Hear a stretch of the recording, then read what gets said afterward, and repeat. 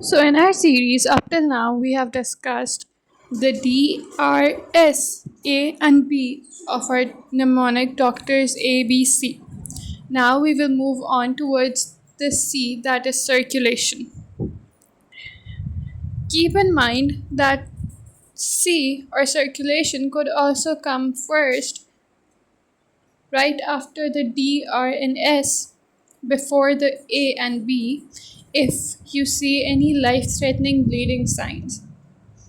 So, if you notice any life threatening bleeding signs, you have to first manage the bleeding, which is a part of circulation. And then you can move on towards the A and B. So, you have to manage three things in circulation. First is managing any visible life threatening bleeding. Second is checking the carotid pulse, and if there is no pulse, only then moving towards the chest compressions, which is the third part of circulation. Now, to manage the first part, that is life threatening bleeding, you need to be able to identify life threatening bleedings. The signs of a life threatening bleeding are: the first one is amputation, that is when one limb is separated from the body. Then, the bleeding that occurs after the amputation is basically a life threatening bleeding because a lot of blood is wasted. Second is the clothing soaked in blood, or there might be a pool of blood where the casualty is lying. These two are also signs of life threatening bleeding. And then, fourth is that the casualty is bleeding and they're unconscious or they are confused. Even if there is minimal blood but they're unconscious or confused, that is a life threatening bleeding. And the final one is blood spurting out like a fountain, which means that it is the arterial blood, which is usually high pressure blood. If you notice any of these signs, then that means you need to take steps to stop the blood or the casualty might die, because this is a life threatening situation. To stop the bleeding, you need to first be able to identify the site of the wound. To do that, you may pour water near the bleeding site or remove the cloth for better visibility.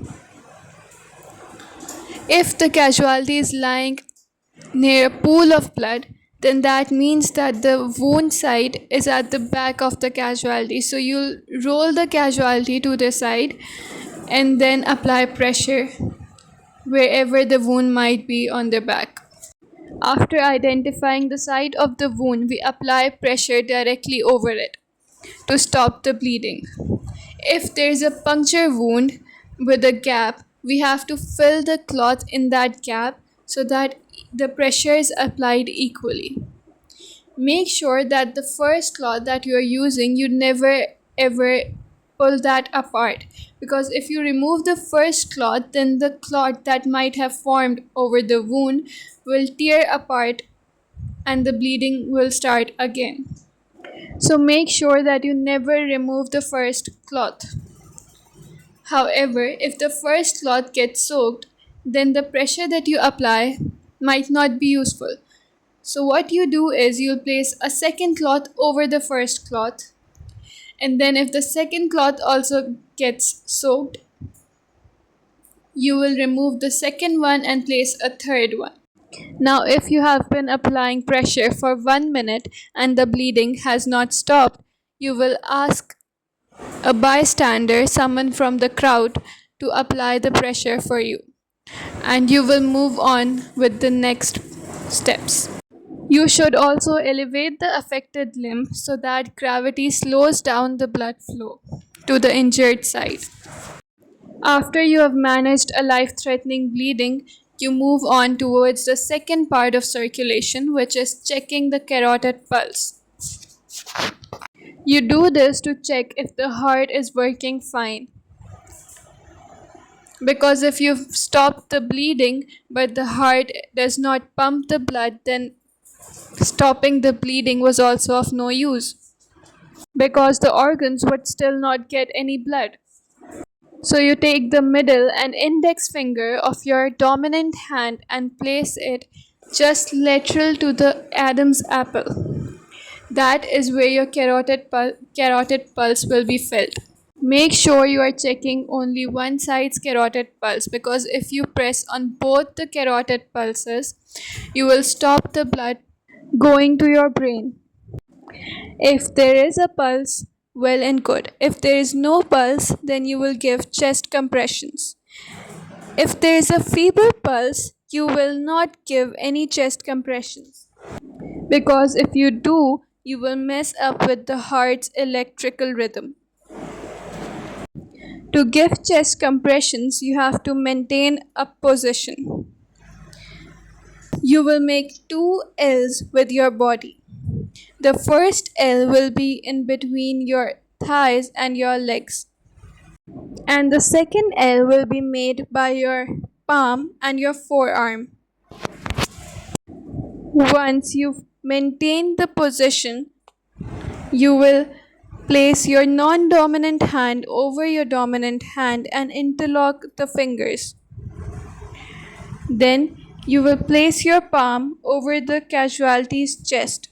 Make sure that your arm is straight, your elbows are locked so that the weight of your body entirely goes on the casualty's chest.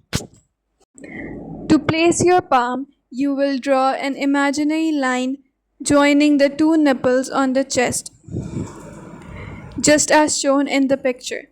And then you will place your palm in between the two nipples and start the compressions. You have to give 30 chest compressions. Make sure that you count out loud the number of chest compressions so that when you are tired, the next person knows when to take over. To match the heart rate and the compressions you are giving, you will say 1 Karachi, 2 Karachi, 3 Karachi, and on every digit you will give the compression. Like on 1 of 1 Karachi, you will give the first compression. On the 2 of 2 Karachi, you will give the second compression. In this way, you can match the heart rate. After you've given 30 chest compressions and there's still no pulse in the casualty, you will give CPR. The protocol that you followed, that was DRSABC, you had given one cycle of CPR in this protocol.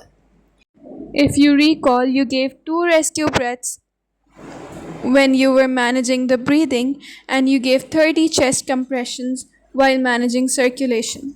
So now you have 4 more cycles of CPR left. After 5 cycles, you check the carotid pulse, and if still there is no pulse, you will continue giving CPR. Each cycle of CPR has 30 chest compressions followed by 2 rescue breaths.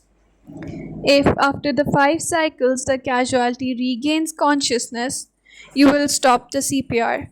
Or if the ambulance arrives in between your cycles, you will stop the CPR. You will also stop giving CPR if it has been 40 minutes and the casualty still does not have a pulse.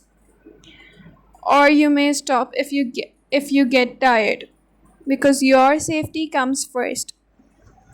If you get tired, you may ask a bystander, anyone from the crowd, to help with CPR. If they don't know how to give CPR, you'll teach them and ask them to perform it. But if you're alone, you can always stop the CPR.